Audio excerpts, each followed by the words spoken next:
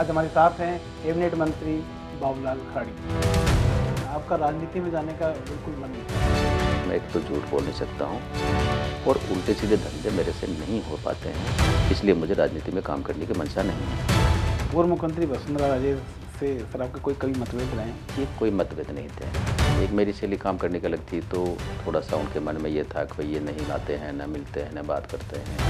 आपका एक बयान था वो बहुत वायरल हुआ था कि ज़्यादा बच्चे पैदा करो, मोदी जी आपको कर देंगे। ये 2 बच्चे पैदा करना, सबको 2 ही करने हैं, उससे ज़्यादा नहीं करने हैं। तो ये होना चाहिए हमारे लिए। बच्चे तो आप पैदा करते हो, मकान वो बना के देते हैं, सीधा सा था। जो धर्मांतरण की समस्या है वो बहुत बड़े पैमाने पर है। भोले भाले लोगों को उन जंगल में फंसाते हैं, प्रलोभन दे करके उनका धर्मांतरण करते हैं। कि आदिवासी हिंदू नहीं है, तो ये कहीं ना कहीं अलगाव की भावना पैदा कर रहे हैं सर, ऐसा लगता है? वो हमारे युवाओं को एक तरह से भड़काया गया है। नमस्कार, डीडी राजस्थान के खास podcast show beyond the headlines में आपका स्वागत है। मैं हूं मुरारी गुप्ता। दोस्तों, आज हम जिन शख्सियत से रूबरू होने जा रहे हैं वो राजनीति के एक सादगी, सरल, सहज स्वभाव वाले व्यक्ति हैं। उनके बारे में कहा जाता है कि उनकी सादगी उनकी राजनीति की पहचान है। जी हाँ, आज हमारे साथ हैं राज्य सरकार में कैबिनेट मंत्री बाबूलाल खराड़ी। सर, बहुत बहुत स्वागत है आपका हमारे कार्यक्रम में। खराड़ी साहब को 2022 में सर्वश्रेष्ठ विधायक का सम्मान दिया गया। इसके अलावा वो 4 बार के विधायक हैं। सर, सबसे पहले 1980 के दशक की मैं बात करता हूँ आपसे, जब आप अध्यापक रहे हैं अपने क्षेत्र में और कई साल आपने अध्यापक का काम भी किया है। उसके बाद आप संघ से जुड़े, फिर बीजेपी संगठन से जुड़े, फिर राजनीति में आए। जो अध्यापक का जो आपका दौर था वो उसको किस तरह याद करते हैं? क्या समय था, किस तरह का अनुभव आपके थे एक अध्यापक होने के नाते? देखिए, उस समय विद्यालय बहुत कम थे उस क्षेत्र में। पढ़ने के लिए भी बच्चों में ज़्यादा रुचि नहीं थी और अभिभावकों में भी ये नहीं था कि हमारे बच्चों को हम पढ़ाएं। 81 में हमने 10वीं पास की और 10वीं पास करने के बाद में हमको संविदा के रूप में अध्यापक के लिए कहा और हमने अप्लाई किया। हमको अध्यापक की नौकरी दे दी। नौकरी देने के बाद में हमने अपना काम शुरू किया। मुझे जिस स्कूल में नियुक्ति मिली थी उस स्कूल के हालात जा कर के मैंने देखे तो स्कूल बरसों में कई समय से बंद था। मैंने जा कर के बच्चों के अभिभावकों से संपर्क किया, बच्चे बुलाए। बुलाने के बाद में बच्चों का स्तर देखा गया तो मुझे थोड़ा सा आश्चर्य हुआ कि 5वीं में पढ़ने वाले बच्चे को वर्णमाला का ज्ञान नहीं है, गिनती का ज्ञान नहीं है। अब मेरे सामने एक चुनौती थी। मैंने एक प्रयास किया छोटा सा।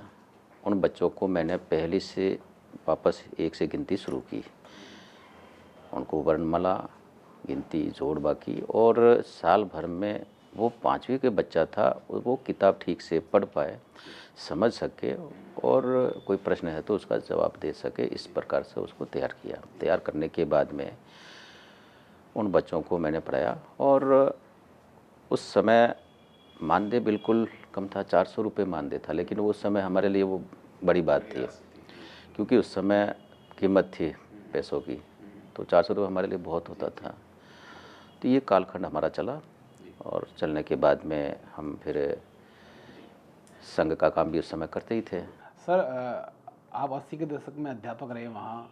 आज लगभग 40-45 साल उन बातों को हुए। आपको लगता है कि शिक्षा के क्षेत्र में जो आदिवासी क्षेत्र, जनजातीय क्षेत्र है, कुछ काम हुआ है, लोगों की रुचि बढ़ी है, या अभी भी हालात वैसे के वैसे हैं? आपको क्या लगता है? नहीं, आज बिल्कुल ठीक विपरीत है। क्योंकि मैं 2000 में प्रधान बना था। प्रधान बनने के बाद में मेरे दिमाग में आया कि हमारे बच्चे पढ़ नहीं रहे हैं, इनको पढ़ना चाहिए। क्योंकि भैरू सिंह जी मुख्यमंत्री थे तब काफ़ी माहौल बनाने का काम किया था। भैरू सिंह जी की रुचि थी कि भाई कम से कम गांव का बच्चा भी पढ़े, तो एक अभियान के रूप में लिया था और काफ़ी रैलियां भी हुई थी, स्कूलें भी खोली थी। तो पहली मेरी प्रधान की बैठक थी, मैंने अधिकारियों के साथ बैठक की। मेरा बैठक करने के बाद में मैंने अधिकारियों को एक बात कही थी कि भैया देखो, विकास तो हो जाएगा लेकिन मुझे सबसे पहले शिक्षा चाहिए। शिक्षा में हमको अच्छा काम करना है। निश्चित रूप से काम शुरू हुआ और हमको जब रास्ते में निकलते थे तो पढ़ने वाले बच्चे नज़र नहीं आते थे। कहीं कहीं बच्चे आते थे, बच्चे तो जाते थे लेकिन बच्चे पढ़ाने का वहाँ उनका मानसिकता नहीं थी। वहाँ का जनजातीय समाज ये सोचता था कि जो बच्ची पढ़ लिख करके दूसरे घर जाएगी, इसको क्यों पढ़ाऊँ। हमने ये कहा कि नहीं, बच्ची पढ़ेगी तो इस घर को भी सुधारेगी और आगे घर को भी सुधारेगी, उसको भी पढ़ाना चाहिए। एक माहौल बना और पढ़ाई पर लोगों का रुझान बढ़ा। रुझान बढ़ा तो बच्चे भी पढ़ने जाने लगे। फिर एक मैंने नवाचार किया। नवाचार ये किया कि मैंने कहा देखो 10वीं और 12वीं में सबसे ज़्यादा नंबर लाएंगे उनको हम प्रोत्साहन राशि देंगे, प्रमाण पत्र देंगे। प्रयास छोटा सा था, राशि भी बहुत बड़ी नहीं थी। 500 रुपये तो 10वीं में जो सबसे ज़्यादा अंक लाने को थे और 1000 रुपया हमने रखा था 12वीं में सबसे ज़्यादा अंक लाने वाला। जो लड़के आए तो 26 जनवरी 15 अगस्त को उनको हमने प्रमाण पत्र भी दिया और राशि भी दी, तो एक प्रोत्साहन बढ़ा। तो एक हमारा नवाचार था। उसके बाद में आज एक तरह से अलग माहौल है। हर व्यक्ति हर बच्चे को पढ़ाना चाहता है, अब चाहे बच्ची है बच्चा है, पढ़ लिख रहे हैं। आज वहाँ से डॉक्टर भी निकल रहे हैं, इंजीनियर भी निकल रहे हैं और आगे आरएएस और आईएएस की तैयारी के लिए मेरे पास में कई लड़के अभी फ़ोन आते हैं कि साहब हम आईएएस की तैयारी करना चाहते हैं। तो हम भी प्रयास कर रहे हैं, तो निश्चित रूप से उनको तैयारी करके आगे बढ़ाएंगे। सर, आपके मैं वापस कॉलेज दिनों में जाना चाहता हूँ। जब आप संघ के संपर्क में आए, आपको तहसील कार्यवाह का भी दायित्व मिला था। संघ के संपर्क में आना कैसा हुआ? कौन व्यक्ति थे जो आपको संघ में लेके आए और फिर संघ से जोड़ा, आपको आपने कार्यकर्ता बने आप? देखिए, वहाँ एक अलग प्रकार का माहौल था और संघ का काम उस समय वहाँ शुरू हुआ था। और शुरू हुआ तो मेरे शुरू से ही बचपन से ही एक हिंदुत्व की मानसिकता थी। बचपन से ही थोड़ा सा धर्म कांड में विश्वास करता था, पूजा पाठ में विश्वास करता था। मैं बचपन में था तो मैं हर दिन एक मंदिर में पूजा किए बिना मैं खाना नहीं खाता था। नहाने धोने के बाद सबसे पहले वहाँ पूजा करने के लिए, बहुत छोटा था तो शुरू से मेरा इस रुझान था आध्यात्मिक प्रति।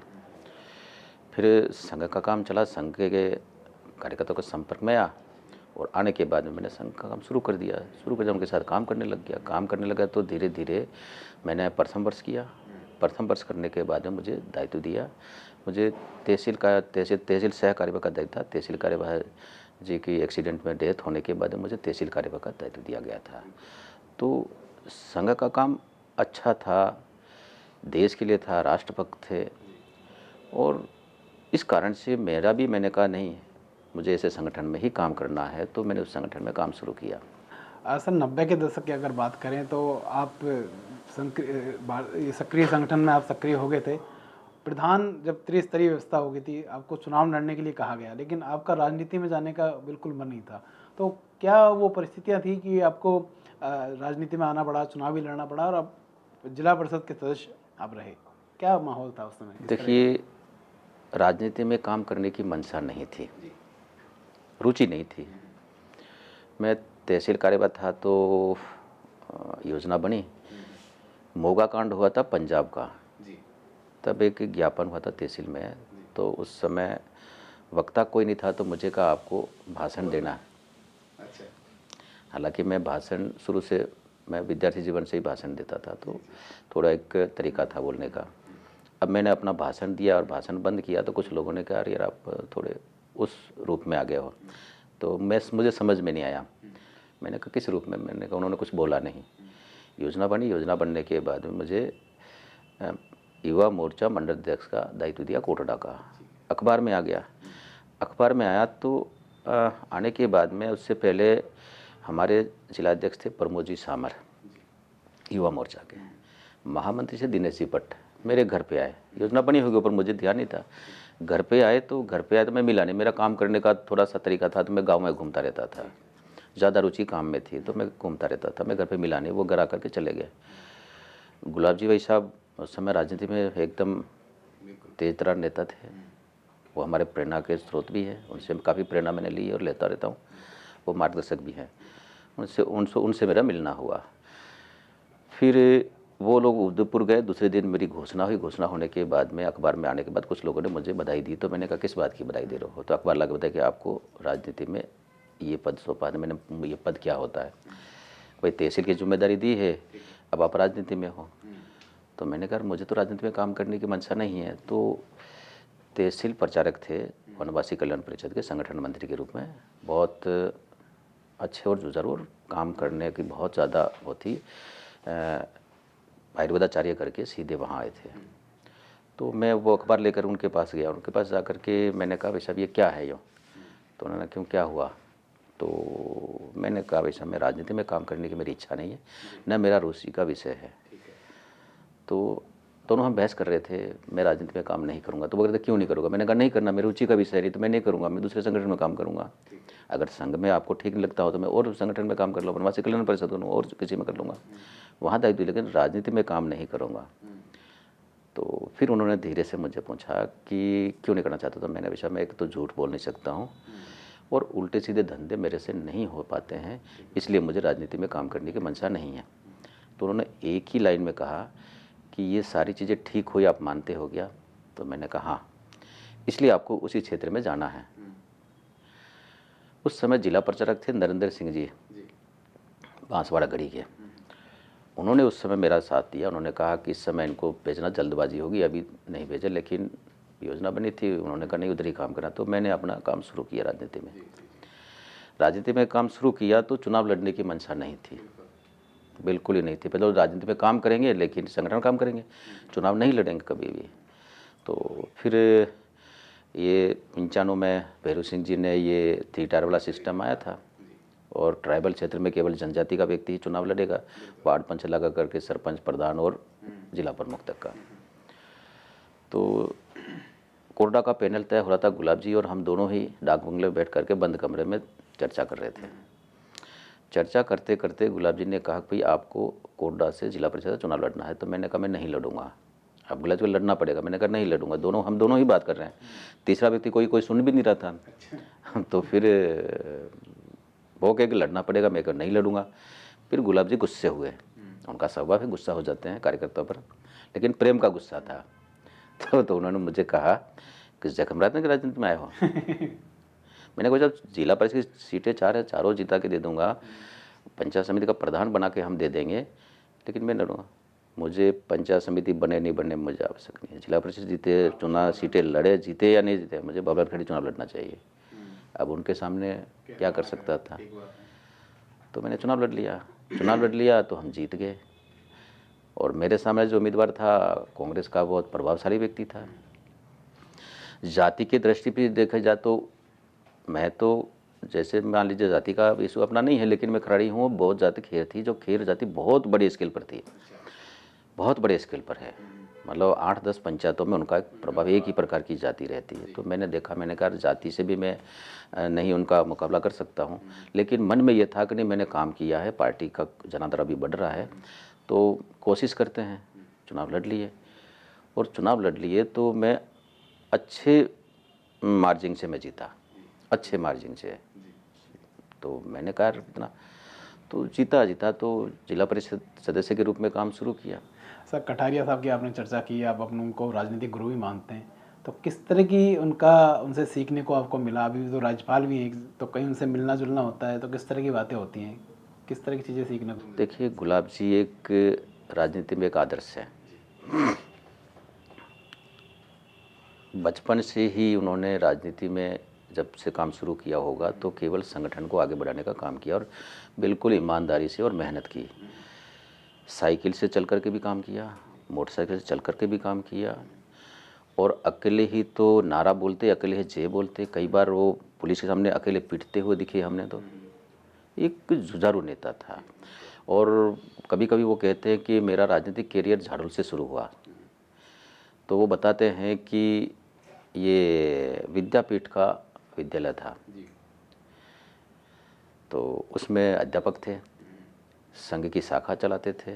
भाई स्कूल में स्कूल का काम करते, बाकी संघ का काम करते, शाखा चलाते। तो उनके पास शिकायत गई तो उनको बुलाकर कहा कि या तो संघ की शाखा चलाओ या अध्यापक रहो। तो उन्होंने कहा मैं संघ की शाखा तो चलाऊँगा, अध्यापक से त्यागपत्र देता हूँ। और त्यागपत्र देने के बाद मैं सक्रिय रूप से राजनीति में आ गया। और उन्होंने बेदाग ईमानदारी से काम किया, और कई बार हमको डांटते थे, इतने डांटते थे कि हमको भी उनसे डर लगता था। लेकिन वो सही बात पे डांटते तो हमको भी समझ नहीं बात तो सही है। और ऐसे व्यक्ति हमारे लिए प्रेरणा होनी चाहिए, क्योंकि ईमानदार भी थे, जुझारू भी थे और सब प्रकार से और स्पष्ट वक्ता थे। इतने समय राजनीतिक जीवन में रहने के बाद में बेदाग रहे। राजनीति में आने के बाद में लोग किस प्रकार का अपना आचरण हो जाता है वो हम सबको दिखता है, इसलिए एक प्रेरणा स्रोत है। सर फिर से मैं आपकी राजनीतिक जीवन पे आता हूँ। 1998 में आपने पहला विधानसभा का चुनाव लड़ा था। आप उस समय भी आपकी रुचि चुनाव के टिकट लेने में नहीं थी, और जिनको टिकट मिलना था वो बता रहे हैं कि वो मिठाई भी बंटवा चुके थे। लास्ट के शायद एक दिन पहले आपका टिकट फाइनल हुआ था, तो क्या घटनाक्रम था सर? देखिए 98 के चुनाव में बहुत ज़्यादा उम्मीदवार नहीं थे 2-3 लोग थे उम्मीदवार। मैं उम्मीदवार नहीं था, क्योंकि मैं ज़िले का महामंत्री था देहात का, तो मैं संगठन का काम करता था। उस समय ओम जी माथुर संगठन मंत्री हुआ करते थे, तो मुझे एक मोटरसाइकिल निकाल के दी थी सुजुकी, और वो मोटरसाइकिल लेकर के मुझे पेट्रोल उनका था, मेरे चाय नाश्ते की व्यवस्था उसी में होती थी, और मुझे कहते कि आप पूरे ज़िले में घूमिए। तो मैं उस मोटर से घूमता था। 2 दिन में पार्टी कलर बैठता था, सोमवार और मंगलवार, ये सारा चलता था। जब महामंत्री था तो काम करते थे पार्टी का। जब चुनावी वर्ष था, चुनाव से 6 महीने पहले माननीय गोविंदाचार्य जी उस समय महासचिव थे, वो उदयपुर आए, तो वो बहुत छोटी बैठकें लेते थे। तो रात को 8 बजे हमारी बैठक थी, उसमें 20-25 लोग हम लोग थे, चुनिंदा लोग। तो उन लोगों के बीच में सबसे पहले माननीय गोविंदाचार्य जी ने ये कहा इसमें चुनाव कौन नहीं लड़ता, तो मैंने मेरा हाथ खड़ा किया, अपनी डायरी में नाम नोट किया, एक आधा हाथ और खड़ा हुआ। बैठक हो गई, चल दी। फिर चर्चा चल रही थी, चुनाव डिक्लेयर हो गया। होने के बाद में पैनल तैयार हो रहे थे, तो मुझे लोग पूछे भाई किसको टिकट दिलो जाडौल से, तो मैंने कहा जो भी पार्टी तय करेगी वो अपना विधायक होगा। तो वो चल रहा था। तब मेरा टिकट चुनाव के अपने फार्म भरने की लास्ट डेट थी, उससे अगले दिन तय हुआ। गुलाब जी ने झाड़ू के कार्यकर्ताओं को फ़ोन करके बता दिया, लैंडलाइन थे उस समय, मोबाइल तो थे नहीं, तो वो मेरे को घर लेने के लिए आए। तब मैं घर पे था नहीं, उदयपुर था। वो घूमते घूमते आए और फिर एक जगह गोगुंदा आकर उन्होंने फ़ोन किया, उनको संभावित यहाँ बैठ सकते थे, कार्यकर्ता बैठा हुआ था। तो वहाँ चर्चा चली, किसको आता है, जिसको दे उसको। फिर फ़ोन आया, कहाँ बाबूलाल जी हैं, तो हाँ हैं, बात कराओ, इनका टिकट फाइनल है। तो उन्होंने बधाई दी। मैंने किस बात की, टिकट मिल गया आपको? मैंने कहा मेरे चुनाव लड़ने की मांझा मैंने मना कर चुका, टिकट कैसे मिल गई? फिर उन्होंने कहा कि यार आपको हमें लेने के लिए आना पड़ेगा। मैंने कहा तुम पागल हो गए क्या, मैंने तो मना कर रखा। मेरा कैसे? अरे यार तुम मजाक समझ रहे हो, टिकट तुम्हारा फाइनल हो गया। तब उदयपुर जयपुर से भी समाचार आ गए। तो फिर मैं रात को 11 बजे जा कर के स्टूडियो वालों को उठाया और जाडौल फ़ोटो खिंचवाया 11 बजे, और उसके बाद में मैं घर पे गया। सुबह वापस आया और आकर के मैंने नॉमिनेशन किया, फॉर्म भरा, और सिक्योरिटी राशि मेरे कार्यकर्ताओं ने जमा की। फिर कार्यकर्ता ने ही मेरी 4-5 ड्रेसें बनवा ली, तो चुनाव लड़ लिए, हार गए, कोई फ़र्क नहीं, हार जीत से हमें कोई फ़र्क पड़ता नहीं। हम काम शुरू किया, वापस काम शुरू रखा। सर 2003 में आपने अपना विधानसभा चुनाव फिर से लड़ा, लेकिन 2008 आते आते आपके जो चुनाव टिकट था 2008 के, उसमें बड़ा संकट आ गया था। ऐसा था कि आपको टिकट लगभग काट दिया गया था। कौन लोग थे, क्यों काट दिया गया था, क्या परिस्थितियाँ थी उस समय सर? देखिए मैं थोड़ा सा सामान्य परिवार का हूँ, तो वैसा चलता हूँ। तो कुछ लोग चाहते ही हैं कि भाई एमएलए है, हमारे हाथ में रहना चाहिए, हमारे कहने से चलना चाहिए। तो मैं सबकी सुनता और सबकी सुन करके काम करता, सबके लिए काम करता, और विशेष तौर से संगठन हित में। संगठन हित में कौन सा काम महत्वपूर्ण है, कौन सा काम है, उसको पहली प्रायोरिटी दे करके करते। तो मेरे इस प्रकार की कार्यशैली से कुछ लोगों को तकलीफ़ हो सकती है, तो उनकी मंशा थी कि भाई ये व्यक्ति अपने कब्जे से बाहर है, तो टिकट नहीं मिलना चाहिए।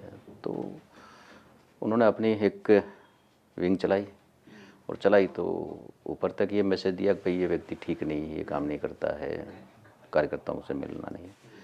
मेरा स्वभाव है, मैं कार्यकर्ताओं के बीच में रहता हूँ, मौत मरण में सब जगह जाता हूँ, पता लगता तुरंत पहुँचता हूँ, कहीं पर भी नहीं पता लगता तो तुरंत जाता हूँ।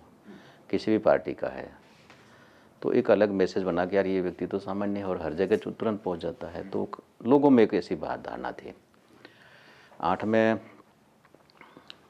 भाई उनकी मंशा थी कि इसको टिकट नहीं देना है, तो अपना भी तय था, कोई आवश्यक नहीं हम चुनाव लड़े। हम ठीक है, चुनाव लड़ेंगे तो भी ठीक है, नहीं लड़ेंगे तो पार्टी का काम करना है, जिस लक्ष्य की प्राप्ति के लिए उस लक्ष्य को प्राप्त करना है, तो कोई हमें क्या लेना देना है। तो ये दौर बड़ा कठिन था, लेकिन संगठन की मंशा भी थी कि इसको टिकट मिले। तो एक संगठन की लाइन ये चाह रही थी कि इनको टिकट मिले, एक लाइन चाहती थी कि नहीं मिले। तो अपनों ने अपना काम छोड़ करके अपना काम कर रहे थे, मस्त थे। फिर एक सूची निकल गई, फिर मेरे को पूछा कि भाई आपके क्या है, तो मैंने कहा टिकट नहीं मिलेगा। मैंने कहा कारण यही है, अब राजनीति में होता रहता है। तो तुम क्या कर रहे हो? मैंने कहा घर पे हूँ। फिर आगे क्या हुआ क्या नहीं हुआ वो तो आगे का विषय है, लेकिन टिकट मुझे मिलता है तो चलो लड़ लेते हैं। लड़ लिए, चुनाव जीत गए तो काम करने लग गए। पहले भी करते थे, बाद में भी कर रहे थे, तो काम शुरू रखा। पूर्व मुख्यमंत्री वसुंधरा राजे से सर आपके कोई कभी मतभेद रहे हैं उनकी किसी बात से लेकर? देखिए, कोई मतभेद नहीं थे। एक मेरी शैली काम करने की अलग थी, तो थोड़ा सा उनके मन में ये था कि भाई ये नहीं आते हैं, ना मिलते हैं, ना बात करते हैं, अपने तरीके से रहते हैं, तो वो थोड़ा उनके मन में हो सकता है, लेकिन कोई मतभेद नहीं थे। मुख्यमंत्री जी, पूर्व मुख्यमंत्री बहुत अच्छा कार्यकाल रहा। उन्होंने अच्छी योजना बना करके एक जनता में एक अच्छा उनका एक क्रेज भी था। 2018 में जब आपको टिकट मिला तो उस समय भी आपके टिकट पर संशय के बादल थे कि आपको टिकट मिलेगा नहीं मिलेगा, लेकिन फिर भी आपको टिकट मिला और आपने अच्छी जीत हासिल की थी।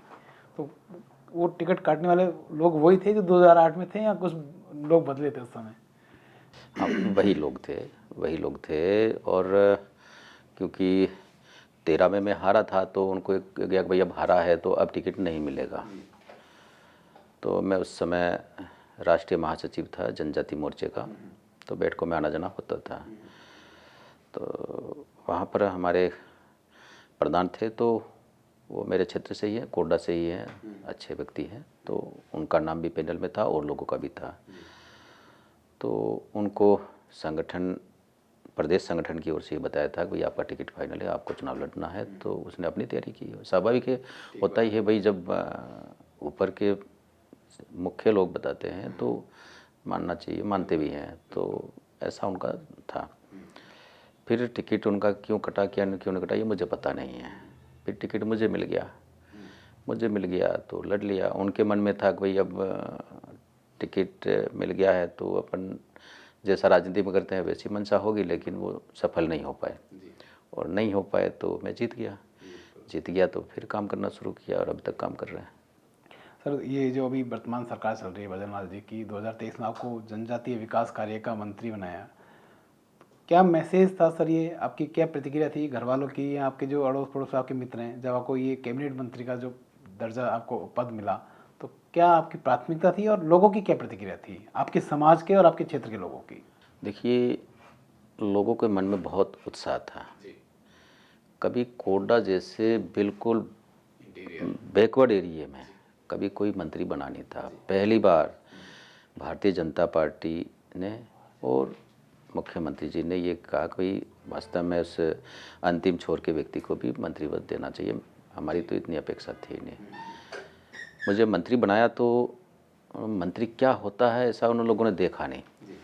मैं तो सहज था, सबसे मिलता था। जब मैं पहली बार गया तो इतना तामझाम देख करके इन लोगों के मन लगा यार ये तो गड़बड़ हो गया कि यार हमारा व्यक्ति हमेशा मिलता था, अब हमको मिलने में पसीना आ रहा, चला ये तो गड़बड़ हो गया। फिर धीरे धीरे उनको समझ में आया कि ये तो रहेगा लेकिन मिलने में कोई कमी नहीं आएगी। तो फिर अब वो बाकी पहले तो ये तो गड़बड़ हो गया। और फिर मैं हमेशा मिलता था, जब भी था तो घूमता रहता था। अब थोड़ा कम घूमता हूँ। तो लोगों के यार पहले तो आप हर समय आते रहते थे, फिर भी मैं टाइम निकल के पहुँचता हूँ। तो अब वो कहते हैं कि इतना आप बिजी होने के बाद भी आते हो, ये अच्छी बात है। तो अब लोगों के मन में ऐसा कुछ देखा नहीं। और मेरी प्राथमिकताएं जो थी, मैं मंत्री बना तो मैंने कहा भाई आदिवासी एरिया में जितना विकास होना चाहिए वो नहीं हुआ, हर तरह से पीछे। हमारे कुछ एरिए हैं जो बहुत आगे बढ़े, जैसे खिरवाड़ा है, डूंगरपुर है, बांसवाड़ा है, वो थोड़ा सा स्तर शिक्षा का भी ऊपर है और नौकरियों में भी ऊपर है। लेकिन कोटड़ा और झाड़ोल और गोगुंदा ये एरिया ऐसा है जो आज भी नौकरी में बहुत कम लोग हैं।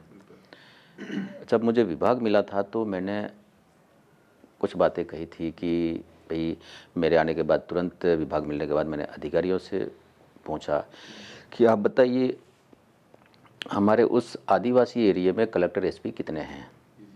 एलाइड होंगे लेकिन प्रॉपर, ठीक है। तो उन्होंने कहा नहीं है। 4 लोग हैं डूंगरपुर के, वो अपने इस तरह से अपनी मेहनत से बने हैं। तो मैंने कहा अब तक विभाग क्या कर रहा था, क्यों नहीं बन पाए, क्यों नहीं बना पा रहे हैं हम लोग, जब विभाग का यही काम है, इन्हीं के लिए काम करता है, तो हमको बनाना चाहिए, हमको दिखना चाहिए, परिणाम तो दिखना चाहिए। तो उन्होंने कहा कि सर IAS IPS की कोचिंग होती वो महंगी है और उतना पैसा विभाग दे नहीं पाता है, इसलिए उसकी कोचिंग हम नहीं कराते हैं। तो मैंने उनको एक ही लाइन में कहा, देखो हमें पैसा देना है, कहाँ से लाएंगे, हम माननीय मुख्यमंत्री से बात करेंगे, और कहीं से भी लाना है, और सूत्र ला करके हमें कलेक्टर SP की कोचिंग करानी है। मेरी प्राथमिकता है कि उस एरिए से कलेक्टर SP निकलें, सफल कितने होंगे लेकिन प्रयास तो अपन करें। तो बार बार मैं ये दोहराता हूँ। तो उसके बाद में अभी माननीय मुख्यमंत्री जी को मैंने कहा मुझे मेरी मंशा ये है, बार बार मेरे कहने के बाद में अभी RS की तो हम कोचिंग करा रहे हैं, लेकिन IAS के लिए भी मैंने कहा भाई एक 25 एक लोगों का ग्रुप हमें दीजिए, टारगेट दीजिए, ताकि मैं मेरे स्तर से कराऊँ, उनको कोचिंग में जयपुर करा सकता हूँ, दिल्ली भी करा सकता हूँ। तो मेरी तैयारी अभी ये है, और मुख्यमंत्री जी ने भी कह दिया कि भाई आप करिए, तो उसका हम कर रहे हैं, क्योंकि कोचिंग का जो पैसा है वो ज़्यादा है, अच्छी संस्थान है उनका ज़्यादा ही होता है, तो वो देने पाते। तो मैंने कहा हम CSR से भी दे सकते हैं, इसको बढ़ा भी सकते हैं, दोनों चीज़ें कर सकते हैं। तो वो हम करके, मेरी मंशा ये 25 लड़कों का एक ग्रुप हम ले करके उस पर एक छोटा सा हम प्रयास करेंगे। अब सफल कितने हैं वो तो भविष्य बताएगा, लेकिन निश्चित रूप से मेरी मंशा है।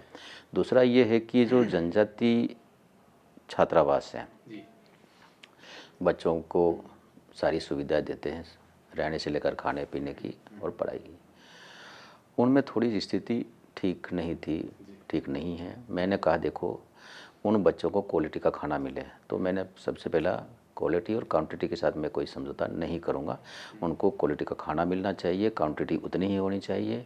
तो ये मैं एक छोटा सा प्रयास कर रहा हूँ, लेकिन कहीं न कहीं कठिनाई आती है, लेकिन फिर भी मैंने कहा इसके साथ कुछ नहीं। तो मैंने एक ये कहा है कि भाई हमारा जो हॉस्टल है, हॉस्टल में 2-3 जगह आप कैमरे लगाइए। एक हमारा गोदाम है जहाँ पर हमारा सारा माल पड़ा रहता है, सामग्री पड़ी रहती है, कभी भी वहाँ कुछ होगा तो हम उस कैमरे से देख सकते हैं कौन आया, क्या लेके गया, वो हमें दिखेगा। दूसरा हमने कहा डाइनिंग में लगाइए, ताकि जब खाना बन करके तैयार होगा, जब बच्चे खाएंगे तो हम कभी देखना हो तो वहाँ से देख लेंगे, ताकि उसकी क्वालिटी का पता लगेगा। तीसरा मैंने कहा गेट पे, ताकि बाहरी व्यक्ति कौन आ रहा है, कौन जा रहा है, क्यों आ रहा है, कितनी बार आया, तो उसका भी एक हम अध्ययन कर सकते हैं। तो इस प्रकार से तो उसको भी हम शुरू कर रहे हैं, सब जगह कैमरे लगाने का काम, अब कैमरे बढ़ाने का काम भी शुरू कर दिया कि भाई कमरों में भी लगे, सारी जगह लगे, तो वो भी हम कर रहे हैं। एक एक चीज़ पे हम थोड़ा सा कोशिश कर रहे हैं। मैंने फिर एक चीज़ और कही है कि भाई ये जो सामग्री आती है, खाद्य सामग्री, उसमें क्वालिटी में थोड़ा बहुत गड़बड़ हो सकता है, तो हम एक जो उसका नमूना है, उस नमूने को एक हमारा केंद्र जो भी हॉस्टल है वहाँ रखें, और एक हमारा POT के पास रहे। लेने वाला और देने वाला दोनों ही दोषी होंगे, वो उसको देख करके लेना है, और देने वालों को भी उसी क्वालिटी का माल देना है। ये चीज़ भी अभी तो मैंने कठोरता से कह दिया, कब से कह रहा हूँ, लेकिन हुआ नहीं, लेकिन अब मैं उसको करा रहा हूँ। दूसरा मैंने ये कहा है कि भाई हम एक रैंडम टेस्ट कराएंगे, कब कराएंगे, कहाँ से लेंगे माल, वो किसी को नहीं बताएंगे, वो हमारा IQ है, हम करेंगे। तो अभी हमारा एक ऑन द रिकॉर्ड उनको नोटिस दे करके चेक करा, ताकि हमको पता लगेगा भाई अब एक हमने नोटिस दिया तो अच्छा क्वालिटी आएगी। अब हम करेंगे वो तब करेंगे, उनको इसी को पता ही नहीं होगा, और कहाँ से माल उठाना है वो हम उठा लेंगे और उसका टेस्ट कराएंगे। उसमें एक कठिनाई है कि आप लोगे तो आपके पास कोई ऐसा नहीं है कि आपने कहाँ से उठा, कैसे उठा, तो उसका हम वीडियोग्राफी कराएंगे, ताकि हमारी चीज़ वो रिकॉर्ड में आ जाएगी, ताकि हम कह सकें कि यहाँ से हम सामान उठाया और ये क्वालिटी ठीक है, या ठीक है तो उसको धन्यवाद देंगे, नहीं ठीक है तो ये घटिया है तो उन पर कार्रवाई होनी चाहिए। ये सारी चीज़ें करने का प्रयास कर रहा हूँ। सर आप कैबिनेट मंत्री हैं इस समय, और अभी भी अपने घर में, कच्चे घर में आप रहते हैं, बहुत सारी फ़ोटो वायरल होती है, आपके वीडियो वायरल होते हैं, सब लोग बड़ी तारीफ़ भी करते हैं कि इतनी सादगी सरल से रहते हैं। क्या घर वालों को कभी आपसे अपेक्षा नहीं कि आप मंत्री हैं तो अभी तो एक बढ़िया से रहना चाहिए, अच्छा पक्का घर होना चाहिए, आपको क्या लगता है सर? देखिए उस घर में मुझे सुकून मिलता है, क्योंकि उसमें मुझे फ्रिज की ज़रूरत नहीं पड़ती है, AC की ज़रूरत नहीं पड़ती है, बिना पंखों से भी आप सो सकते हैं, क्योंकि केलू है, केलू देसी केलू है, तो हवा पास होती है, तो वहाँ पर पंखे और AC कूलर की ज़रूरत नहीं पड़ती है। फिर भी क्योंकि सबको लगता है अब बच्चे बड़े हो गए, पढ़ लिख करके, एक ने BTech किया है, एक ने BBA किया है, बच्चियाँ सब पढ़ी लिखी हैं, तो वो ये कहते हैं कि पापा आपकी तरह हम भी रहेंगे। तो मैंने कहा देखिए मुझे तो मेरे पिताजी ने कुछ नहीं दिया, मैंने मेरे मेहनत से जो किया है, अब तुमको भी पढ़ा लिखा दिया है, अब अपनी मेहनत से करिए। तो उन्होंने कहा कि नहीं मकान तो हमें बना, तो 2.5 साल से मकान चल रहा है। 2.5 साल से ऊपर हो गए होंगे। नींव खुदी, फिर नींव भरी, अब धीरे धीरे छत तक लाए हैं। अभी 2.5 साल तक और चलेगा, उसके सारा प्लास्टर होगा और चीज़ें होगी, सारी चीज़ें होगी, तो 2.5 साल तक 5 साल का पंचवर्षीय योजना है उसको करेंगे। तो बच्चों के मन में एक ये थोड़ा रहता है कि भाई अब मंत्री हैं, अब कुछ है, तो वो कई बार कहते भी हैं, तो मैं साफ कहता हूँ कि बेटा मेरा जीवन तो ऐसा ही रहेगा, तुम्हें कोई भी काम करना है तो ईमानदारी से करना, 1 नंबर से करना, बेईमानी कहीं पर भी नहीं करना, ताकि कहीं पर मुझे किसी के सामने नीचा नहीं देखना पड़े। तो बच्चे भी समझते हैं, वो अपना काम कर रहे हैं। सर खेती के लिए कब समय निकाल पाते हैं आप? देखिए खेती के लिए अभी तो बहुत कम निकलता है। अभी भी कई वीडियो मेरे वायरल हुए हैं, तो एक थोड़ा सा लगता है। एक मेरा कुआं है, मैंने खुद ने खोदा है। मैं प्रधान था, जिला परिषद सदस्य तब शुरू किया था, प्रधान था तब तक खोदता रहा। तो उस समय क्या, मेरी 2 पत्नियाँ हैं, एक मेरे छोटे भाई की पत्नी, 3 ये और 2 भाई हम।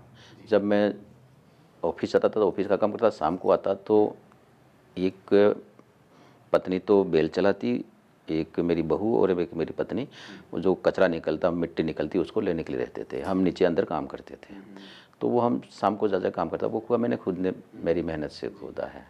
तो उसमें क्या कि हमने कुछ जगह छोड़ी कि भाई यहाँ पर एक पाइप आड़ा रखेंगे, ओड़ा रख करके उस समय अपने ये वाटर पंप थे इंजन वाले, तो उसका नीचे एक पंखा होता, पंखा रखेंगे, ऐसा था। अब वहाँ पर उसमें कबूतर जाकर के अंडे देते हैं, अंडे नीचे गिर जाते हैं, अंडे फूट जाते हैं, तो एक हत्या होती है। तो मैंने कहा इसको बंद कराना है। तो एक बार क्या, सुबह उठा, मैंने थोड़ा योजना बनाई कि यार इसको अब नीचे उतर करना है, जो भी कारीगर होगा उसके संकट न हो। तो मैंने एक लेसनी मंगाई, लेसनी मैंने खुद ने बांध करके पेड़ों से बंधवा दी और उसको उस लेसनी से उतरा। मैं ऊपर रहूँगा, तुम काम करिए, मैं खुद ऊपर। तब तो लोग आ गए, तो लोगों ने फोटोग्राफी करना शुरू कर दिया। मैंने कहा इसकी क्या फोटोग्राफी कर रहे हो यार, ये काम मेरा है, मेरे मुझे करने दो ये। लेकिन लगता है कि यार एक मंत्री है और ये काम कर रहा है, तो उनको थोड़ा सा अलग लगता था। मैं 13 में जब हारा था, तो मेरे एक खेत रोड के जस्ट लगता हुआ गाड़ियाँ जाती है, तो समय था, तो मैं हल चलाता तो सब लोग जानते थे। तो यार भाई साहब काम करे, तो भाई राम कर, भाई साहब क्या कर रहे हो, तो मैंने कहा मैं मेरा काम कर रहा हूँ यार।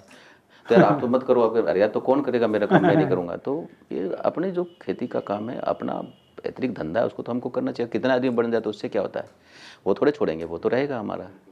सर ये जो मैं पढ़ रहा था आपके बारे में, आपकी जो 2 पत्नियां हैं, इस ये भी शायद खेती कार्य, इन तमाम आवश्यकताओं की वजह से आपको ऐसा? हाँ, निश्चित रूप से कामकाज की अधिकता रहती है, और अधिकता रहती है तो क्योंकि हमारे आदिवासियों में कोई पाबंदी नहीं है कि हम कितनी रखें, एक भी रख सकते। 2, मेरे पिताजी की भी 2 पत्नियाँ थी, तो मेरे अंकल जी की भी 2 पत्नी, 2 अंकलों के, तो उनके तो बच्चा बच्ची का चक्कर था। दूसरे का भी एक ही बच्चा था, तो वो ले आए थे।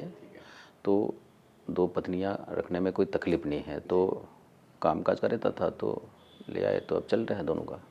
सर आप आपका एक बयान था जो बहुत वायरल हुआ था कि ज़्यादा बच्चे पैदा करो, मोदी जी आपको कर देंगे। लेकिन इसके साथ एक बात मैं और जोड़ना चाहता हूँ। अभी पिछले दिनों आपने पढ़ा होगा कि पीयू की एक रिपोर्ट आई थी, जिसमें पूरी दुनिया भर में हिंदुओं की आबादी कम हुई है, बाकी अम्मा जो दूसरे समुदाय उनकी आबादी बढ़ी है। तो कहीं ना कहीं आपका जो बयान है उससे रिलेवेंट करता है, क्योंकि हिंदुस्तान में भी जो 2010 में 80% थी, वो 79.4 या 5 इसके आसपास हिंदू जनसंख्या कम हुई है। देखिए ये बात सही है कि हिंदू का एक स्वभाव भी है, वो सारे नियमों का पालन करता है। सरकार ने कहा भाई 2 से ज़्यादा बच्चे पैदा नहीं करने हैं, तो उन्होंने देखा नहीं करना चाहिए, उसकी पालना की। और एक बात ये भी है कि भाई ज़मीन है नहीं, ज़मीन तो बढ़ेगी नहीं, आबादी बढ़ रही है, तो बच्चे क्या करें, तो हमने एक बच्चा ही पैदा करना शुरू किया, हमारी आबादी घटी। दूसरी तरफ एक वर्ग है जो अपनी आबादी बढ़ाता जा रहा है, हम 5 हमारे 25 पे काम करता है।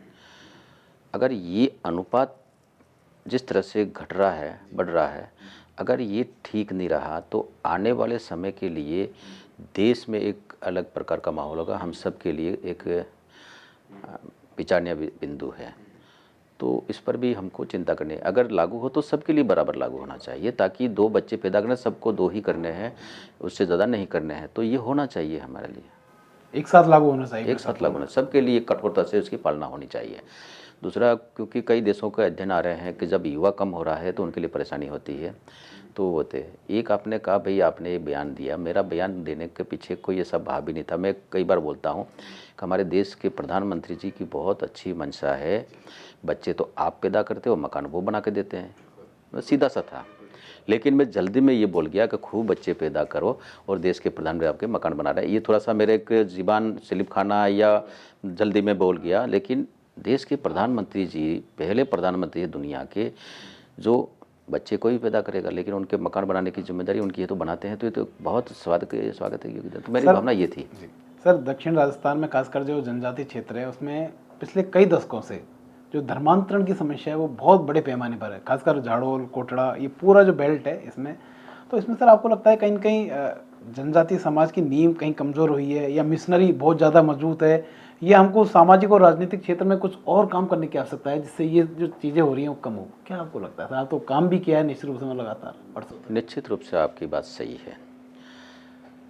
मिशनरी का काम अंग्रेज शासन आने के बाद से इन्होंने काम शुरू किया। इनकी नियति ये है कि भारत में लंबे समय तक हम राज करें, सफल नहीं हो पाए। नहीं हो पाए तो फिर से भारत को कैसे गुलाम किया जा सके, इसके कारण से इन्होंने धर्मांतरण का काम शुरू कर दिया। धर्मांतरण उन लोगों में जो गरीब तबके के लोग हैं, कमज़ोर तबके के लोग हैं, उनको शिक्षा के नाम से, चिकित्सा के नाम से, सेवा के नाम से दूर दराज के एरिए में जा कर के भोले भाले लोगों को उन चंगुल में फंसाते हैं, प्रलोभन दे करके उनका धर्मांतरण करते हैं। किसी भी धर्म को माने, हम ये नहीं कहते कि तुम मस्जिद में जाओ या गिरजाघर में जाओ या मंदिर में जाओ, हमारे यहाँ कोई पाबंदी भी नहीं, क्योंकि सनातन इसको मानता भी नहीं है, आप किसी को मानिए। लेकिन आस्थाएं बदलने के साथ साथ अपनी निष्ठाएं बदल जाती हैं। वो बड़ा इशू है। जब निष्ठा बदलती है और वो कहता है कि मैं भारत के साथ नहीं रह सकता हूँ, मैं संविधान को नहीं मानता हूँ, ये समस्या हमारे लिए है। तो ये उनका षड्यंत्र यही है कि इस प्रकार से धर्मांतरण करके वो पर्दे के पीछे रह करके उन्हीं से कहलाएंगे भाई हम तुम्हारे साथ नहीं रखते हैं, इसलिए ये टुकड़ा हमको अलग से दे दीजिएगा। ऐसे आंदोलन नागालैंड और मिजोरम और उधर असम उधर चल रहे हैं। वो उसके पीछे उन्हीं लोगों का हाथ है जहाँ सबसे ज़्यादा ईसाईकरण हुआ है, वहाँ पर इस प्रकार की मांगे उठी है। आज दक्षिण राजस्थान में आदिवासी एरिया में जिस प्रकार से लोगों के स्टेटमेंट आ रहे हैं, लोग बोल रहे हैं, कौन बोल रहा है? वो आदिवासी बोल रहा है जो मिलता है तो राम राम करता है, बिछड़ता तो राम राम करता है, और कोई गमी हो जाती है तो राम नाम सत्य से शमशान तक जाता है। वो आदिवासी युवा क्या बोलता है? आदिवासी हिंदू नहीं है। मैं उसी पर आना चाह रहा था सर। अभी बहुत सारे जो जनप्रतिनिधि भी हैं वो इस तरह का नैरेटिव सेट कर रहे हैं कि आदिवासी हिंदू नहीं है, तो ये कहीं ना कहीं अलगाव की भावना पैदा कर रहे हैं सर, ऐसा? निश्चित रूप से वो हमारे युवाओं को एक तरह से भड़काया गया है। ये जो कुछ कन्वर्ट हैं वो उनका वाम पंथ का काम उस एरिए में लंबे समय से डूंगरपुर बांसवाड़ा में काम चल रहा था। उन्होंने बहुत समय पहले काम शुरू कर दिया, वो सफल नहीं हुए तो उनका षड्यंत्र चल ही रहा है। इसके बाद में ईसाई, उनका भी यही काम था तो वो भी इसमें जुड़ गए। फिर एक मुस्लिम समस्या हमारी है, वो भी उनके साथ लग गई। ये तीनों मिल करके वहाँ के लड़कों को ऐसा भ्रमित कर दिया कि भाई तुम एक काम करो, तुम्हारे को कोई ये भला नहीं कर रहे हैं, तुम्हारा कुछ कर नहीं रहे हैं, लेकिन मैं जो भलाई की बात करूँ, हर गांव में सड़क है, हर घर में बिजली है, हर घर अब पानी पहुँचाने का काम देश के प्रधानमंत्री जी कर रहे हैं, मकान दे ही रहे हैं, 5 किलो गेहूँ दे ही रहे हैं। अब बचा क्या है? क्या निहाल कर दोगे? लेकिन वो कह रहे नहीं, राज अपना चाहिए। अपने राज में अगर मैं कहता हूँ तो भैरू सिंह जी ने वार्ड पंच आदिवासी में, सरपंच आदिवासी, प्रधान आदिवासी, प्रमुख आदिवासी, MLA MP था ही। अब कौन सा आदिवासी राज होगा ये मुझे बता दें। अगर विकास कहीं नहीं हुआ है तो उसके लिए जिम्मेदार कौन है? आदिवासी तो जिम्मेदार है। MLA MP तो पहले से थे, बाद में ये सारी चीज़ आ गई, तो तुमने अब क्या भला किया ये बताओ। और नहीं कर पाए। अब आदिवासी राज लाओगे तो आपके पास में कितने IAS और IPS है जो उनको वहाँ बैठाओगे? आपको उधर से ही लेना पड़ेगा, नहीं। और जब आदिवासी लाओगे, आप कहते हो कि आदिवासी यहाँ का मूल निवासी है, एक ये आ गया ना कि भाई निवासी और अनिवासी है, ये भी एक अलग तरह का नैरेटिव, बहुत बड़ा नैरेटिव है। ये फैला रहा है कि भाई आदिवासी तो भारत का रहने वाला है, बाकी सारे लोग बाहर के हैं, तो बाकी लोगों को कहाँ भेजोगे? फिर उसके बाद में एक बात और ये कहते हैं, चलो आदिवासी राज्य मांग रहे हो, भील प्रदेश मांग रहे हो, तो जाति के आधार पर कोई राज्य बना है ना बनेगा। अगर जाति के आधार पर राज्य बनने लग जाएंगे तो भारत के कई टुकड़े हो जाएंगे। पहले तो कहने का हमारा देश हमको अलग दे दो। भाई भारत पाकिस्तान का विभाजन यही हुआ, मुसलमानों ने यही कहा था कि हम तुम्हारे साथ रह नहीं सकते हैं, तुम्हारे साथ मेल मिलाप नहीं है, तो हमको टुकड़ा अलग दे दिया, टुकड़ा अलग दे दिया। ये षड्यंत्र उसी का हिस्सा है। उन्होंने मध्य प्रदेश से लगा करके महाराष्ट्र तक का एक ब्लॉक बनाया हुआ है, जो भील प्रदेश नहीं भीलिस्तान, ये उनका षड्यंत्र है। उसी के अंतर्गत इन लोगों को, जो अभी नेता हैं, इनकी ट्रेनिंग झारखंड और उधर होती है, और वह बोलते हैं, वह कहते हैं, वही वो बोलते हैं, वही भाषा बोलते हैं, अपनी तरह से कुछ नहीं बोलते हैं। दूसरा एक बात ये कहते हैं कि मुसलमान हमारा भाई है। मैं इनको सार्वजनिक जगह भी मैंने कहा, इनको चुनौती देता हूँ मैं, आप हमें ये बताइए कि मुसलमान किस एंगल से आपका भाई हुआ, ये बताओ। 7 समुद्र पार से लुटेरा बन के आया था, भारत को लूट के ले गया, हमारे आस्था के केंद्रों को नष्ट कर दिया। सारा करने के बाद में हमारे लोगों को एक हाथ में तलवार, एक हाथ में कुरान थी, या स्वीकार करो ये स्वीकार करो। उसके बाद में आप उन्हें मानते हो, हमारी बहन बेटियों के गर्भ निकाल करके मार दिए होंगे जी, कई लोगों के कत्लेआम किए होंगे। वो आपका भाई किस एंगल से हो गया, ये हमें समझाइए। अब धीरे धीरे वो सारी चीज़ें उन्होंने छोड़ दी, बिल्कुल, क्योंकि अब तो पॉलिटिकल पे आ गए ना। अगर यार बाकी को छोड़ेंगे तो हम राजनीति नहीं कर पाएंगे। अब वो कहते हैं कि भाई चलो अगड़ा ले लो, पिछड़ा ले लो, ओबीसी ले लो, सब साथ में आ जाओ। तो वो बात तो हम भी कह रहे हैं यार, हम काम मना कर रहे हैं, हम तो अगड़ा पिछड़ा और सबको लेकर सामाजिक समरसता की बात करते हैं। तब उस पर आ गए। अब भील प्रदेश की मांग तो कर रहे हैं, लेकिन सबको साथ लेकर करेंगे। पहले तो नहीं, केवल भील ही राज करेगा या तो भील ही रहेगा, बाकी तो लोगों को हम भेजने कहाँ भेज दोगे। सर अभी एक डीलिस्टिंग की आप लगातार मांग करते रहे, जनजाति क्षेत्र में डीलिस्टिंग हो, जिससे कि जो धर्मांतरित हैं उनको वो आरक्षण की सुविधा खत्म हो, इसको लेकर किस तरह की अभी प्रोग्रेस है सर? निश्चित रूप से ये डीलिस्टिंग आना चाहिए। हमारे विचार परिवार के लोग लंबे समय से इस पे काम कर रहे हैं, कई प्रकार के ज्ञापन हुए हैं, और इसके पीछे ये उद्देश्य है कि जब धर्मांतरित होता कोई भी, अपनी आस्थाएं बदलता है, अपनी निष्ठाएं बदलता है, बदलने के बाद में वो ईसाई बन जाता है, तो वो आदिवासी नहीं रहा। भाई उसने ईसाई धर्म स्वीकार कर लिया तो आदिवासी से कट गया, वो ईसाई आदिवासी तो नहीं रहेगा ना, नहीं रह सकता है, तो वो तो ईसाई बन गया, अब खत्म हो गया। तो उसको जितने भी आरक्षण की लाभ हैं, सुख सुविधाएं जो हमारे आदिवासी जनजाति के लिए सुविधाएं हैं, वो उसको बंद होनी चाहिए, क्योंकि उसने धर्म चेंज कर दिया। इसके लिए डीलिस्टिंग आना चाहिए, उसके लिए बार बार ज्ञापन आ रहे हैं, और हम लोग भी बार बार कह रहे हैं। इसको लेकर बड़े आंदोलन भी हुए हैं, बड़े आंदोलन हुए हैं। तो निश्चित रूप से जिस दिन डीलिस्टिंग आएगा, उस दिन ये सारे के सारे लोग या तो घर वापसी वापस हो जाएगी, या फिर इनसे ये सारी की सारी सुख सुविधा हम छीनेंगे, और आनी चाहिए, जल्दी आनी चाहिए। सर एक आप चूँकि जनजाति विकास मंत्री हैं, तो कौन सी ऐसी एरिया है जिस पर आप काम करना चाहते हैं अपने क्षेत्र में कि ये समस्या है जो इसको मुझे दूर करने का मेरा लक्ष्य है, कि ये कुछ सही हो जाए तो मेरी एक बड़ी उपलब्धि हो जाएगी? देखिए, बेरोजगारी बहुत बड़ी समस्या है, बहुत बड़ी समस्या। आज भी कई प्रकार के लोग एजेंट बने हुए हैं, और बाल श्रम भी होता है, बच्चों को भी ले जाते हैं, और ले जा कर के जहाँ पर भी उनकी ज़रूरत है वहाँ पर जा कर के उनको रख देते हैं, और वहाँ से पैसा ले लेते हैं, फिर वो लोग उनको आने तक नहीं देते हैं। इस प्रकार का कई बार वहाँ पर मौतें हो जाती है, उनकी लाश आती है, हमारे लिए बहुत बड़ी चुनौती है। तो मेरी मंशा है, मैंने कहा भी है कि उस एरिया में काफ़ी कच्चा माल है, बांस भी है, तेंदुपत्ता भी है, अभी ये सीताफल का बहुत ज़्यादा उधर है, पल्प निकाल करके उसका किया जाए। अभी बैठक थी तो मैंने कहा भाई इसको प्रोसेस यूनिट लगाई जाए, ताकि वो पल्प निकाल करके, लेकिन उसके लिए कूल हाउस चाहिए जो बहुत नीचे डिग्री तक चाहिए, उससे ख़राब नहीं होता है, बाकी तो ख़राब हो जाता है। तो वैसा भी माननीय मुख्यमंत्री जी की अध्यक्ष हमारी मीटिंग थी, मैंने ये कहा है उनको रोज़गार मिलना चाहिए।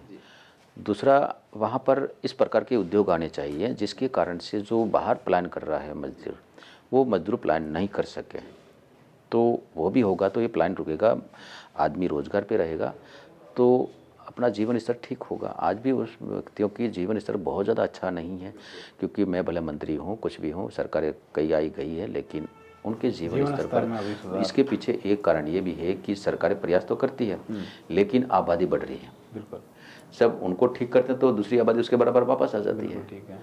तो ये सारी चीज़ों पर हमको चिंता करके इस पर काम करना चाहिए। ये बेरोजगारी और ये पलायन रुकना चाहिए। हाँ, ये रुकना चाहिए। सर एक आखिरी सवाल इस पॉडकास्ट का, 19 महीने लगभग भजनलाल सरकार को, जो राजस्थान में बीजेपी सरकार है उसको हो गए, इसको किस तरह आप देखते हैं? 19 जो महीने हैं इसमें किस तरह का काम हुआ? क्या अपेक्षा के अनुरूप काम हुआ है या और काम करने की आवश्यकता है? देखिए, हमारी सरकार आने के 1.5 साल हुआ है। हमारी सरकार ने बहुत अच्छे काम किए हैं। पहला बजट आपने देखा होगा, जो राजनीतिक पार्टियां सरकारें अंतिम बजट पेश करती है, उतना अच्छा बजट। दूसरा बजट भी हमारा बहुत अच्छा है।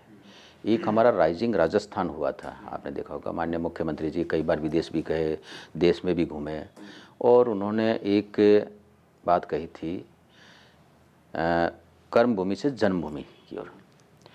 जो राजस्थान के रहने वाले जो उद्यमी हैं, प्रवासी हैं, वो देश में भी है, दुनिया में भी है। तो उन सब लोगों से मिले, उनसे ये बात कही कि आपकी कर्मभूमि ये हो सकती है, आपके पुरुषार्थ से, आपकी मेहनत से आपने धंधा खड़ा किया, आप एक बड़े व्यवसाय में खड़े हो गए, लेकिन आपकी जन्मभूमि राजस्थान है, तो अपना व्यवसाय अपनी जन्मभूमि में करिए। तो ये राइजिंग राजस्थान हुआ था, और काफ़ी लोग आए थे, और काफ़ी लोग रुचि लेकर के, मेरी भी कई लोगों से बात हुई कि हम काम करना चाहते हैं।